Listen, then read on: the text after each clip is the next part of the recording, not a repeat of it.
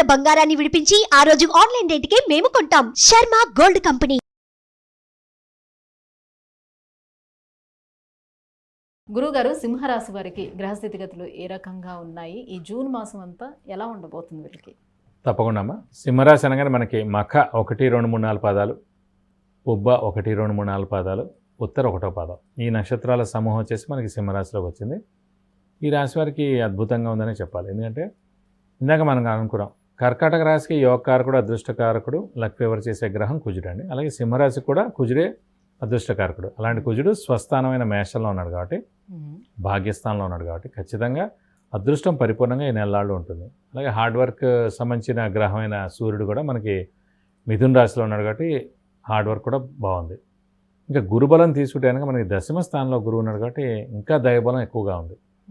ఒక్క శని సప్తమంలో ఉన్నాడు కాబట్టి మిశ్రమ ఫలితాలు ఇస్తాడు. మరి చెడు ఏం చేయడు, మిశ్రమ ఫలితాలు ఇస్తాడు. కాబట్టి గురుబలం, రాశ్యాధిపతి అయిన రవి చాలా బాగుండడం, అదృష్టకారకుడైన కుజుడు స్వస్థానంలో ఉండడం కాబట్టి అదృష్టం పరిపూర్ణంగా 100% ఉంది. హార్డ్ వర్క్ చాలా బాగుంది. దైవబలం కూడా బాగుంది కాబట్టి, దైవానుగ్రహం కూడా బాగుంది కాబట్టి శుభకార్యాలు ఇంట్లో ఖచ్చితంగా జరుగుతాయి. విందు వినోదాల్లో పాల్గొంటారు. షూరిటీస్ పెట్టవచ్చును, మధ్యవర్తిత్వం వహించవచ్చును. వ్యాపారస్తులకు కూడా చాలా బాగుంటుంది. కొత్త వ్యాపారం స్టార్ట్ చేసుకోవచ్చు, లేదంటే ఎక్స్పాన్షన్కి వెళ్ళచ్చు. అలాగే విద్యార్థులకు కూడా సువర్ణ అవకాశం అని చెప్పుకోవచ్చు. అంటే 10వ స్థానం విద్య అండ్ ఉద్యోగానికి సంబంధించిందా? అంటే 10వ స్థానం వచ్చేసి ఉద్యోగ స్థానం అండి. చతుర్థ స్థానం ఏమో విద్యాస్థానం. చతుర్థ స్థానం అనేది తల్లి, గృహం, వాహనం, సౌఖ్యం, జనరల్ హ్యాపీనెస్, ఇవన్నీ కూడా చతుర్థ స్థానం అండి. ఒకసారి చతుర్థం బాగుందనుకోండి, దాని ఆపోజిటే దశమం కాబట్టి మీరు ఎంత బాగా విద్య చదువుకుంటే అంత ఉత్తమమైన ఉద్యోగం మీకు వస్తుందని. అలాగే దశమం చాలా బాగుందనుకోండి, అది 4th అంటే ఆపోజిట్ 4th హౌస్ అవుతుంది కాబట్టి ఆటోమేటిక్గా ఉద్యోగం చాలా బాగుంటే గృహం వస్తుంది, వాహనం వస్తుంది, సౌఖ్యం ఉంటుంది, జనరల్ హ్యాపీనెస్ ఆటోమేటిక్గా. సో 4th చాలా బాగుంటే 10th అంటే ఉద్యోగం అది చాలా బాగుంటుంది. 10th చాలా బాగుంటుంది. శని కాబట్టి 10వ స్థానంలో ఉన్నాడు. శని ఎలాగో మామూలుగా అయితేనే శని సప్తమంలో ఉన్నాడు, కానీ స్వస్థానంలో ఉన్నాడు కాబట్టి విద్య కాదు ఉద్యోగం అంటే చాలా బాగుందని చెప్పుకోవచ్చు. ముఖ్యంగా దశమ స్థానంలో ప్రొఫెషన్ స్థానంలో మనకి గురువు ఉన్నాడు కాబట్టి చాలా మేలు చేస్తాడు. అంటే నిరుద్యోగులకు ఉద్యోగం రావడం, ఉద్యోగస్తులకు ప్రమోషన్స్ రావడం, నేమ్ అండ్ ఫేమ్ రావడం, బాస్ నుంచి మనన, ఫారెన్ టూర్ కానీ, విజిట్స్ కానీ, అసైన్మెంట్స్ రావడం, ఇలాంటివన్నీ కూడా చాలా జరుగుతాయి అన్నమాట. 10, 11 2 స్థానాలు గురువుకి బాగానే ఉంటాయి. 2, 5, 7, 9, 11 మామూలుగా అయితే అండి. 10వ స్థానం కూడా మేలే చేస్తాడు, నష్టం లేదు. ఒక్క 6, 8, 12 తప్ప మిగతావన్నీ పర్వాలేదు ఎవరికైనా సరే. మామూలుగా అంటే శుభగ్రహాలు కాబట్టి 6, 8, 12 స్థానాల్లో ఉండకూడదు. అవి దుస్థానాలు అంటారు. సో 6వ స్థానం అంటే రోగస్థానం, అప్పుల స్థానం, అలాగే అనారోగ్యం, ఇవన్నీ కూడా. 8th హౌస్ అంటే మరణం, ఆయుష్, యాక్సిడెంట్స్. 12th అంటే ఖర్చు, నిద్ర. సో 6, 8, 12 స్థానాల్లో ఉండకుండా ఉంటే ఎక్కడున్నా కూడా పర్వాలేదు ఆ సంవత్సర కాలం గురువు. ఇప్పుడు దశమం కాబట్టి ఉద్యోగంలో సక్సెస్ ఉంటుంది. ముఖ్యంగా అంటే సింహరాశికి అష్టమ స్థానంలో రాహు ఉన్నాడండి. మనం ఇందాక కూడా చెప్పుకున్నాం, అష్టమ స్థానం అనేది డిలే, మామూలుగా ఆలస్యం అవ్వడం, అలాగే యాక్సిడెంట్ స్థానం, అలాగే ఆయుష్ స్థానం. సో అలాంటి అష్టమ స్థానంలో రాహు ఉన్నాడు. మామూలుగా సింహరాశి అధిపతి రవి రాహుకి అస్సలు పడదు. ఆ రాహు అంటే అష్టమ స్థానంలో ఉండడం మూలాన్ని గోచారీత్యా వెహికల్ డ్రైవింగ్ చాలా జాగ్రత్తగా చేయాలి. ఆరోగ్యం కూడా కొంచెం జాగ్రత్తగా చూసుకోవాలి. ఎందుకంటే అష్టమంలో రాహు ఉన్నాడు కాబట్టి యాక్సిడెంట్ అయ్యేందుకు అవకాశాలు ఎక్కువగా ఉన్నాయి. మనది కాకపోయినా మన బండి ఎవరైనా తీసుకెళ్ళినా కూడా ఆ బండికి యాక్సిడెంట్ అవ్వచ్చు, ఎందుకంటే మన పేరు మీద ఆ బండి ఉంది కాబట్టి. సో ఏదైనా దూర ప్రయాణాలు మీరు చేస్తుంటే కూడా ఖచ్చితంగా మీరు మటుకు సింహరాశి వారు ఎవరైనా సరే డ్రైవర్ని పెట్టుకుని వెళ్ళడం క్షేమం. నెక్స్ట్ ఏప్రిల్ తోటి ఆ రాహు కూడా మారిపోతారు. ఎవరు బళ్ళు తీసుకున్నా కూడా మనం చెక్ చేసుకోవాల్సి ఉంటుంది. అయితే చెక్ చేయాలి జాగ్రత్తగా. అంటే సాధారణంగా ఏంటంటే ఎప్పుడూ లేని ఇబ్బంది, టైర్ పంచర్ అవ్వచ్చు సాధారణంగా.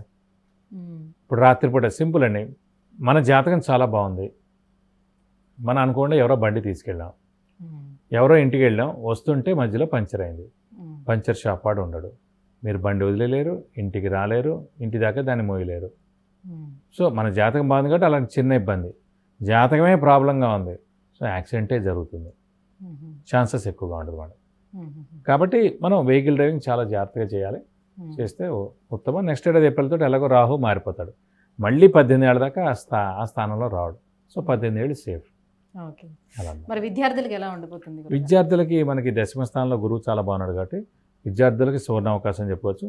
మంచి ర్యాంక్, సీటు, మంచి యూనివర్సిటీలో అడ్మిషన్ ఇవన్నీ కూడా దొరుకుతాయి. అలాగే ఫారెన్కి ట్రై చేసినా కూడా విద్యార్థులకి అదృష్టం చాలా బాగుంది కాబట్టి అదృష్టకారకుడైన కుజుడు స్వస్థానంలో చాలా బాగున్నాడు కాబట్టి అదృష్టం 100కు 100 ఉంది, గురుబలం దైవబలం 100కు 100 ఉంది కాబట్టి మనం ఎలా ప్రయత్నించినా కూడా మంచి ర్యాంకు, సీటు, అడ్మిషను మంచి యూనివర్సిటీస్లో అది ఇండియన్ అవ్వచ్చు, ఫారిన్ అవ్వచ్చు వచ్చేందుకు అవకాశాలు ఎక్కువగా ఉన్నాయి. అలాగే రిజల్ట్స్ కూడా చాలా బాగా వస్తాయి.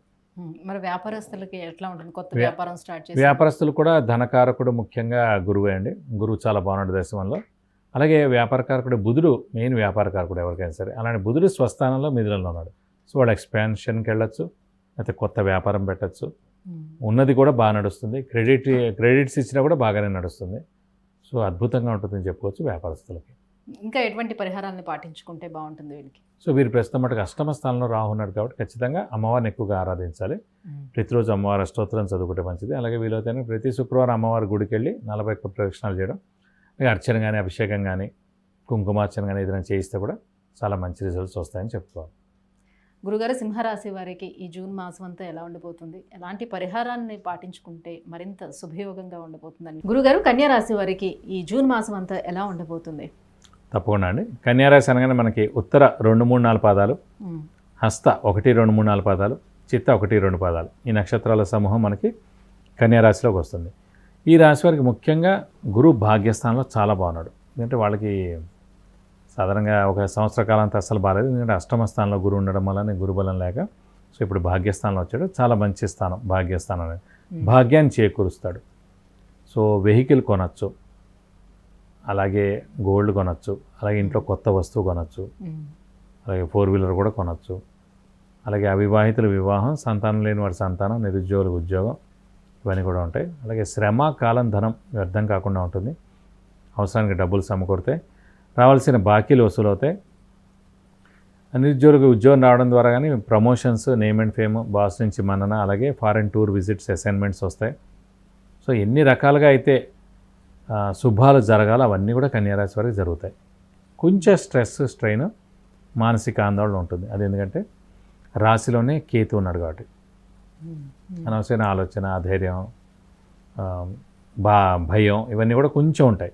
కానీ మిగతావన్నీ కూడా పనులు జరుగుతుంటాయి. ఒక్క కేతు అక్కడ రాశిలో ఉండడం, మనకి సప్తమ స్థానంలో రాహు ఉండడం చేత ఇవన్నీ కూడా ఆటోమేటిక్గా నెక్స్ట్ ఏడాది ఏప్రిల్తో తొలగిపోతాయండి. సో ఆటోమేటిక్గా ఇంకా చాలా బాగుంటుంది. ప్రస్తుతం మటు వీరికి రాహుకేతులు కొంచెం మిశ్రమంగా వారి యొక్క బలం, ఎందుకంటే చెప్పే ఛాయాగ్రహాలు అవి రెండు కూడా. సో ఆ కేతు మనకి చంద్రుడు ఉన్న చోట ఉండేప్పటికీ మన నీడ, ఏంటంటే మన ఎంత మంచివాళ్ళైనా మనం బయటికి కనిపించమాట.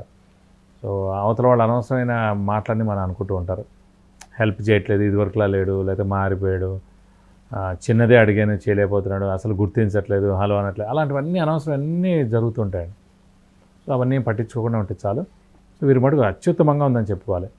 ముఖ్యంగా ప్రస్తుతం గురుబలం చాలా బాగుంది కాబట్టి శుభకార్యాలు ఏదైనా సరే ఎన్నో ఏళ్ళ నుంచి మనం అనుకుంటూ ఉంటాం ఒక శుభకార్యం చేయాలి ఇంట్లో అని. అయితే వివాహం విషయం కానివ్వండి, సంతానం కలగడం విషయం కానివ్వండి, అయితే ఆర్థికంగా కానివ్వండి, ఒక ప్రమోషన్ కానివ్వండి, ఫారెన్ విజిట్ కానివ్వండి, విద్యార్థులు అయితే కనుక మంచి సీట్ సంపాదించడం, ర్యాంకు, అడ్మిషన్ సంపాదించడం ఇవన్నీ జరుగుతాయి. అలాగే ఎప్పటి నుంచో గోల్డ్ కొందాం అనుకుంటారు, అలాగే వాహనం 2 వీలర్ అవ్వచ్చు, 4 వీలర్ అవ్వచ్చు, అలాంటి ఎలాంటి శుభకార్యాలు అనుకున్నా కూడా ఖచ్చితంగా అవుతుంది. ఇది కాకుండా తీర్థ 9th హౌస్ ఏంటంటే పూర్వజన్మ పుణ్యం ఉంది, ప్లస్ దైవానికి సంబంధించింది కూడా. సో ఆధ్యాత్మికత ఇవంతా కూడా 9th హౌస్. అలాంటి స్థానంలో గురువు ఉన్నందుకు ఏంటంటే తీర్థయాత్రలు చేస్తారు, దైవదర్శనం చేస్తారు, గురువుని దర్శిస్తారు, ఆయన యొక్క బ్లెస్సింగ్స్ తీసుకుంటారు.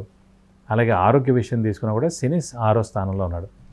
ఆరోగ్యం, ఆయుష్ బాగుంటుంది, ఇంట్లో పెద్దవాళ్ళు, చిన్నపిల్లలు బాగుంటుంది, గృహిణులకి మానసిక ఒత్తిడి తగ్గుతుంది. అలాగే శని వృత్తికారకుడు, ఉద్యోగకారకుడు కాబట్టి ఉద్యోగస్తులకి బాగుంటుంది, నిరుద్యోగులు ఎవరైతే ఉద్యోగం కూడా వస్తుంది. సో ప్రొఫెషనల్ వాళ్ళకు కూడా చాలా బాగుంటుందని చెప్పుకోవాలి. సో ఓవరాల్గా చూసుకుంటే 90% బాగుందండి.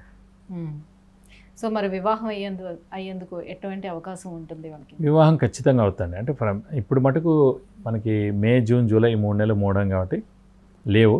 మళ్ళీ ఆగస్ట్ 1st వీక్ నుంచి స్టార్ట్ అవుతాయి ముహూర్తాలు. కాబట్టి ఈ లోపల చూపులు అవ్వచ్చు, మాటలు అవ్వచ్చు, మన అమ్మాయి అని అనుకోవచ్చు. సో ఒక క్లారిటీ అయితే ఈ 3 నెలల్లో ఖచ్చితంగా వస్తుంది. సో ఖచ్చితంగా మీరు మటు గట్టి ప్రయత్నం చేయండి. ఎందుకంటే మనకి ఖచ్చితంగా గురుబలం, దైవబలం చాలా బాగుంది కాబట్టి ఖచ్చితంగా అవివాహితులు వివాహం అవుతుంది ఈ సంవత్సరం. సో మీరు గట్టి ప్రయత్నం చేస్తే బాగుంటుంది. ఇదివరకు కూడా చెప్పుకున్నాం మనం, ఏదైనా సరే మనస్ఫూర్తిగా వాళ్ళు రెడీగా ఉన్న రోజే వివాహం అవుతుంది.